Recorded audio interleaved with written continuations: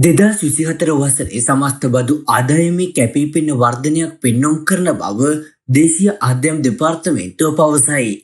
එම දෙපාර්තමේන්තුව පෙන්වා දෙන්නේ 2023 වර්ෂයට සාපේක්ෂව 2024 වර්ෂයේදී 42.22% වර්ධනයක් සනිටුහන් කර ඇති බවයි.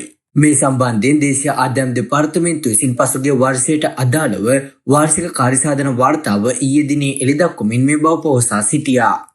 2024 වර්ෂය සඳහා ඇස්තමේන්තුගත බදු ආදායම රුපියල් බිලියන 2744ක් වූ නමුත් සැබෑ ආදායම ඉලක්කගත ආදායමට වඩා රුපියල් බිලියන 120.38කින් පිටුපසින් සිටිමින් රුපියල් බිලියන 2620.07ක් දක්වා ඉහළ නංවාගෙන තිබේ. මේ අතර 2024 වර්ෂයේ දෙසැම්බර් 31 වන දිනට පැහැරහන ලද බදු මුදල් ප්‍රමාණය රුපියල් මිලියන 672ක් බව දේශීය ආදායම් දෙපාර්තමේන්තුව පවසා සිටී.